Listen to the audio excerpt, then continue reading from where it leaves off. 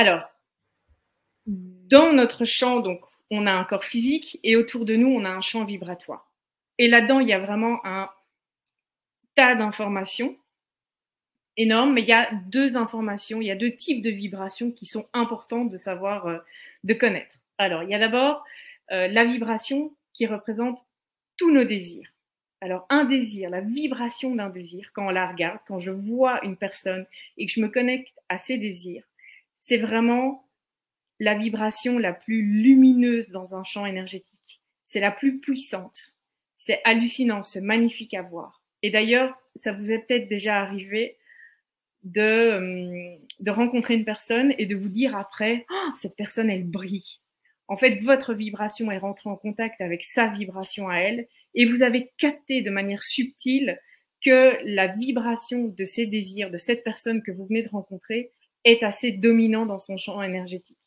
Alors ça, c'est le premier type de vibration dans un champ énergétique. La deuxième, c'est forcément tout ce qui concerne nos blocages énergétiques, nos nœuds énergétiques que moi j'appelle résistance, parce que la vibration de ces nœuds énergétiques vont à l'inverse de justement ce qu'on désire dans notre vie.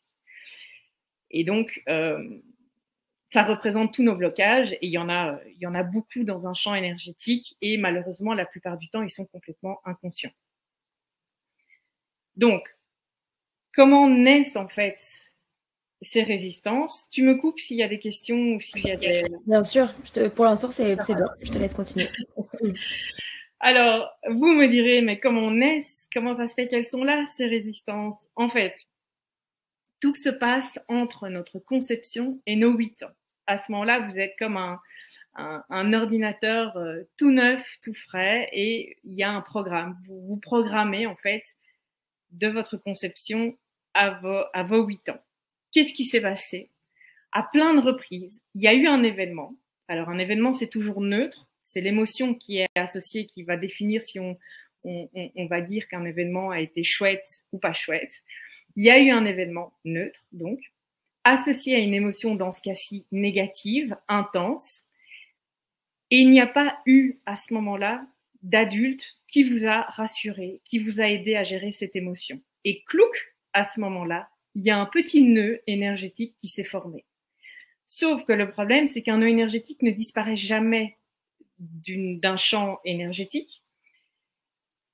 Et pire encore, en fait, sous l'effet de la loi de l'attraction, on va, étant donné qu'il y a cette vibration qui est née en nous, on va continuer dans notre vie à attirer des personnes, des situations, des circonstances, des lieux qui vont nous faire ressentir constamment cette vibration. Et donc cette vibration là, de cette résistance va s'amplifier en fait au fur et à mesure du temps. C'est pour ça qu'on a des schémas qui se répètent dans notre vie. C'est pour ça qu'on a l'impression de rencontrer souvent des personnes qui nous font ressentir ces mêmes déceptions, comme le fait d'être toujours déçu, par exemple, en amitié. On va toujours attirer en fait à nous ces personnes qui nous déçoivent, mais c'est parce que nous, on a cette vibration-là en nous qui les attire quelque part. Alors, je donne toujours l'exemple, je le donne dans mon programme, mais c'est la première fois quand je suis arrivée à Bruxelles, ça a été la première fois que j'ai assisté en direct à la naissance d'une vibration. Donc, je raconte toujours ce qui s'est passé parce que ça aide à mieux comprendre comment ça se passe. Donc, j'étais à un anniversaire avec mes enfants, un anniversaire d'un petit garçon qui devait avoir 8 ans, qui avait un petit frère de 4 ans. Et à un moment donné, ce petit frère commence à péter un plomb, à pleurer, à crier, etc. Et donc forcément, comme tout bon parent, les parents étaient très embêtés par rapport à tout le monde, par rapport au grand frère, etc. Donc ils ont tout fait pour le calmer, pour calmer cette émotion. Et on finit évidemment par lui donner une grande part de gâteau au chocolat. Et l'enfant s'est calmé, s'est mis dans un coin, etc. Et là, j'ai vu en direct un petit nœud énergétique. Donc c'est sous forme de... En fait, c'est vraiment comme un petit nuage que je vois dans les champs énergétiques qui sont toujours d'une couleur plutôt grise, hein, puisque c'est une vibration basse. Et là, elle était gris clair parce que c'est le début. Et donc, pop, elle est apparue. Et ce qui fait, c'est que il y a des chances que ce petit garçon, au fur et à mesure de sa vie, va continuer à attirer, parce qu'il a ressenti une très forte injustice, en fait, ce jour-là. Il avait probablement pas bien intégré le concept d'anniversaire. Et donc, ce qu'il a eu comme retour de la part de ses parents, que c'était pas juste de ressentir cette injustice. Donc, qu'est-ce qui se passe d'un point de vue énergétique? Il y a un split qui s'effectue dans notre vibration. Et donc, il y a comme deux parties de nous qui se séparent. Et il y en a une qui va dire au revoir. Donc, dans ce cas-ci, c'est le petit garçon qui ressent de la jalousie, de la colère, de l'injustice surtout. Et ses parents lui ont dit que c'était pas juste d'avoir ce comportement-là. Donc, ce petit garçon va et a déjà probablement mis cette partie-là de lui de côté au point que c'est devenu totalement, et ça va devenir totalement inconscient. Et à l'inverse, il y a l'autre partie, comme le besoin premier d'un enfant, c'est d'être aimé et d'être accepté par ses proches et surtout ses parents, il va changer petit à petit de comportement et devenir le gentil petit garçon qui est toujours heureux pour les autres, même si lui ne reçoit rien. Voilà.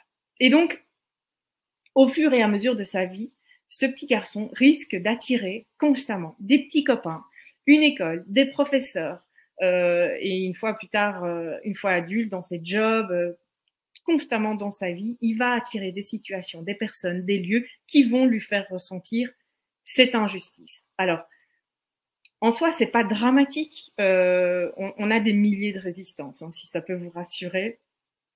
Et c'est pas dramatique et elles peuvent nous amener justement très loin. C'est juste qu'il faut, à un moment donné, les travailler et les libérer, comprendre comment elles fonctionnent pour les libérer, pour qu'elles ne nous affectent plus émotionnellement. Mais dans son cas, lui, par exemple, ça pourra peut-être devenir un très grand avocat. Et s'il soigne cette blessure, il pourra continuer à être un magnifique avocat parce qu'il aura compris ce qu'une personne ressent sans que ça l'affecte plus. Mais donc voilà, c'est juste pour vous expliquer un peu ce qui se passe d'un point de vue énergétique et pourquoi on crée une résistance.